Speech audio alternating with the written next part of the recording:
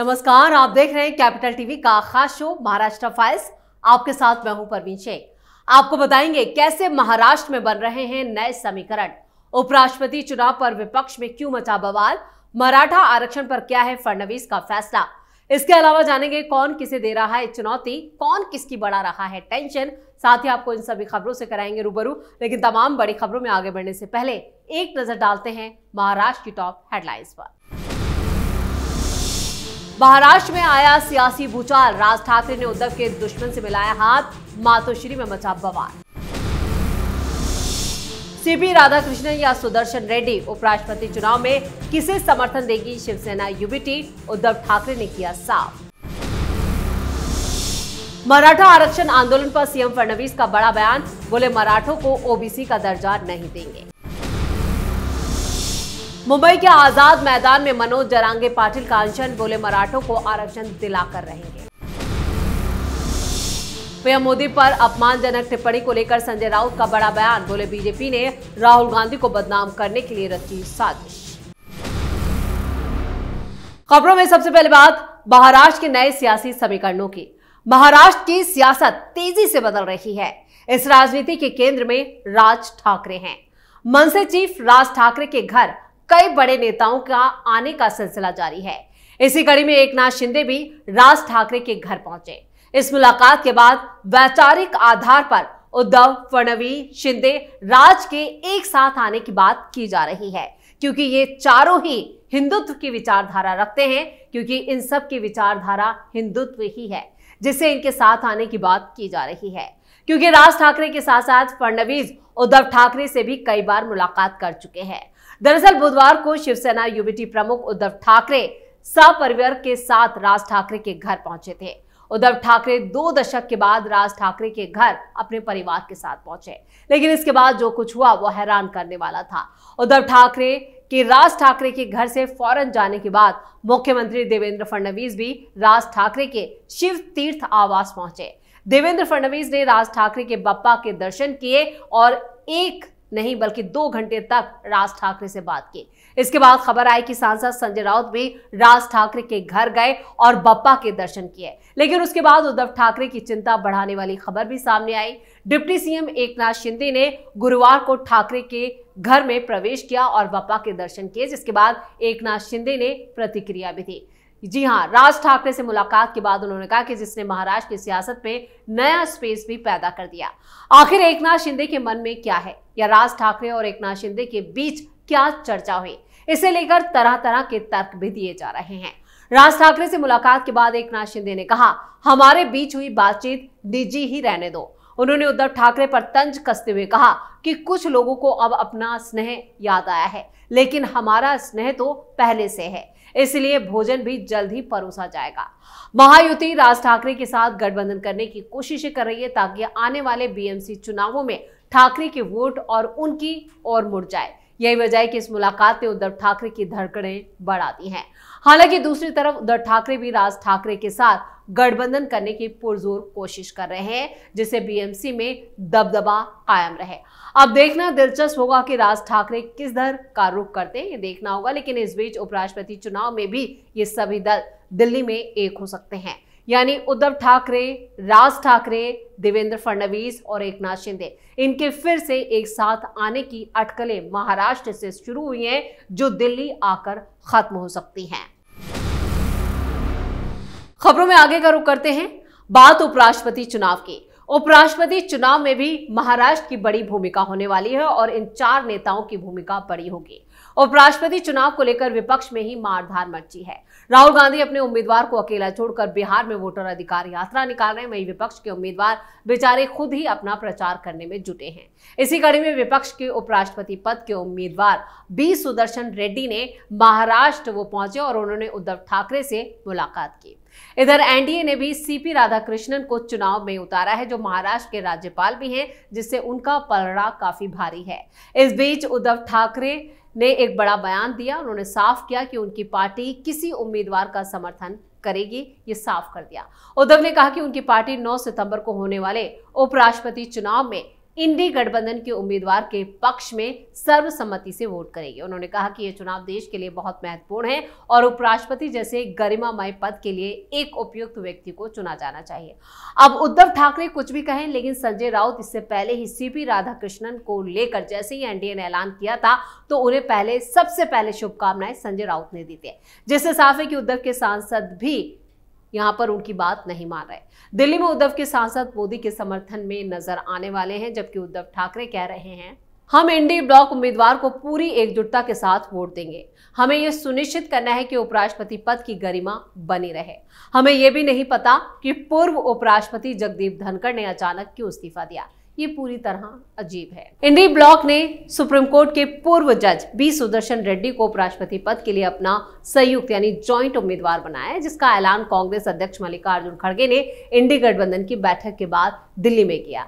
और यहाँ पर वीसी के प्रमुख थोल थिरुवल्लन ने भी बीजेपी पर आरोप लगाया कि उसने उपराष्ट्रपति जगदीप धनखड़ को इस्तीफा देने के लिए मजबूर किया। उन्होंने कहा कि बीजेपी और आरएसएस ने देश में एक संकट खड़ा कर दिया है। ये चौंकाने वाला है कि उपराष्ट्रपति पद अचानक खाली हो गया, किसी को उनकी हालत के बारे में पता नहीं है। साथ ही साथ विपक्षी सांसदों से अपील की कि वो बी सुदर्शन रेड्डी को वोट दें और विपक्ष के वोट बिखरने ना दें।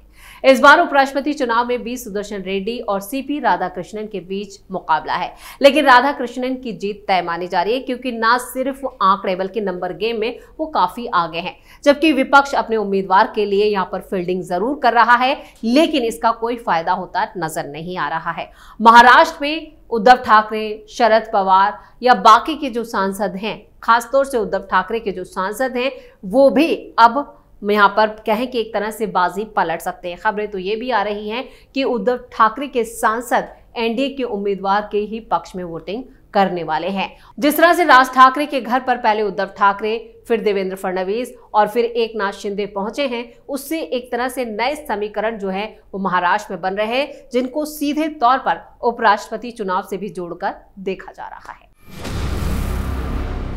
खबरों में आगे का रुख करते हैं। सीएम देवेंद्र फडणवीस ने साफ कर दिया है कि मराठा समाज को ओबीसी दर्जा नहीं दिया जाएगा।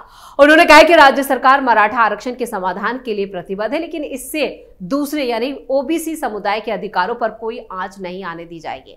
फडणवीस ने कहा कि सरकार मराठा समाज के लिए अलग से आरक्षण का रास्ता निकाल रही है। उन्होंने ये भी दोहराया कि किसी भी वर्ग को नुकसान पहुंचाए बिना ही मराठा समाज को इंसाफ दिलाने की कोशिश होगी। मराठा आरक्षण की मांग लंबे वक्त से महाराष्ट्र की राजनीति का अहम मुद्दा रही है। सुप्रीम कोर्ट ने 2021 में 50% से ज्यादा आरक्षण की सीमा को पार करने पर मराठा आरक्षण कानून को रद्द कर दिया था, जिसके बाद से समाज के कई संगठन आरक्षण बहाली के लिए आंदोलन कर रहे हैं, जिसमें जरांगे पाटिल भी शामिल हैं। फडणवीस के इस बयान से साफ है कि सरकार ओबीसी वर्ग के हितों को सुरक्षित रखते हुए ही मराठा समाज के लिए नया समाधान तलाशेगी।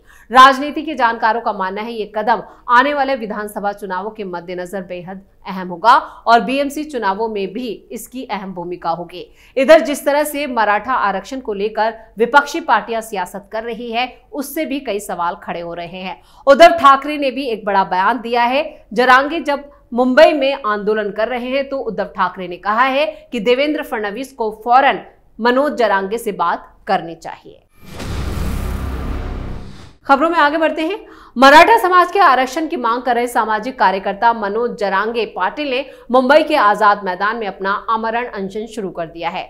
जरांगे ने पहले संबोधन में कहा कि चाहे गोलियां भी चले, हम पीछे नहीं हटेंगे। मराठा आंदोलन के नेता मनोज जरांगे पाटिल ने शुक्रवार को मुंबई के आजाद मैदान में हजारों प्रदर्शनकारियों के सामने चेतावनी देते हुए कहा, जब तक हमारी मांगे पूरी नहीं हो जाती हम मुंबई नहीं छोड़ेंगे। सरकार चाहे गोलियां भी चलाए, हम पीछे नहीं हटेंगे।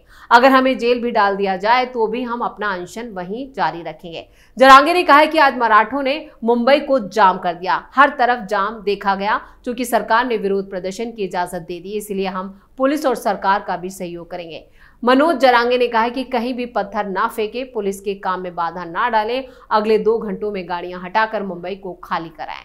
जरांगे ने यह भी कहा है कि विरोध प्रदर्शन शांतिपूर्ण तरीके से किया जाए, शराब पीकर अराजकता ना फैलाई जाए और समुदाय का नाम खराब ना हो, इसका भी ध्यान रखा जाए। आपको बता दें कि बड़ी तादाद में जरांगे के समर्थक मुंबई पहुंच चुके हैं और इस आंदोलन में हिस्सा ले रहे हैं। वहीं जरांगे ने कहा कि मैं मरने को भी तैयार हूं, लेकिन पीछे नहीं हटूंगा। जब तक विजय माला हमारे सिर पर नहीं आ जाती, हम यहां से नहीं हटेंगे। लेकिन इधर दूसरी तरफ देवेंद्र फडणवीस भी साफ कर चुके हैं कि ओबीसी जो श्रेणी है उसमें यहां पर किसी भी तरह का कोई आंच नहीं आएगी, यानी मराठों को फिलहाल ओबीसी का दर्जा नहीं दिया जाएगा, लेकिन इसके लिए दूसरा रास्ता खोजा जा रहा है। और खबरों के आखिर में बात गाली कांड की। बिहार में वोटर अधिकार यात्रा के दौरान पीएम मोदी के खिलाफ की गई अपमानजनक टिप्पणी का मामला गरमाया हुआ है और काफी हिंसक भी हो गया है। पटना में इस मुद्दे को लेकर जमकर बवाल हुआ और अब इस मुद्दे पर संजय राउत ने बीजेपी को ही घेरा है। उद्धव गुट के नेता ने पीएम मोदी के लिए किए गए अपशब्दों को लेकर पूछे गए सवाल पर बीजेपी पर हमला बोलते हुए कहा कि बीजेपी वोटर अधिकार यात्रा और राहुल गांधी को बदनाम करने के लिए किसी भी हद तक जा सकती है। संजय राउत ने कहा, कौन दे रहा है गाली? कार्यकर्ता कोई देता होगा, लेकिन बीजेपी के लोग भी अंदर छोड़े होते हैं। किसी अच्छे काम को बदनाम करने के लिए, वोटर अधिकार यात्रा और राहुल गांधी को बदनाम करने के लिए बीजेपी वाले किसी भी हद तक जा सकते हैं।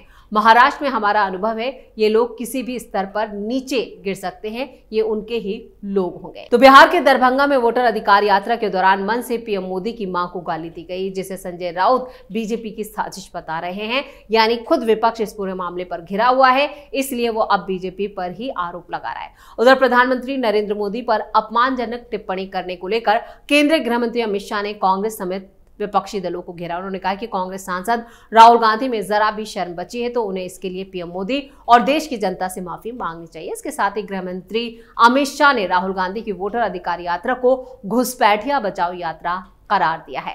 आपको बता दें कि जिस तरह से राहुल गांधी का बचाव संजय राउत कर रहे हैं, उसको लेकर अब खुद वो सवालों में आ गए हैं। ये कोई पहला मौका नहीं है जब उन्होंने राहुल गांधी का बचाव किया हो। कई विवादों को लेकर यहां पर संजय राउत खुद सवालों में रहे हैं, लेकिन पीएम मोदी की मां को जो गाली दी गई है उसके बाद पूरे देश में बवाल मचा हुआ है। लेकिन विपक्षी पार्टियां अब भी इस मामले को लेकर राहुल गांधी और कांग्रेस का ही बचाव कर रही है, जो काफी निंदनीय है। इसी के साथ महाराष्ट्र फाइल्स में खबरों का सिलसिला यहीं खत्म करते हैं। बाकी खबरों के लिए आप जुड़े रहिए कैपिटल टीवी के साथ। वीडियो को लाइक करें, शेयर करें और कैपिटल टीवी को सब्सक्राइब जरूर करें। नमस्कार।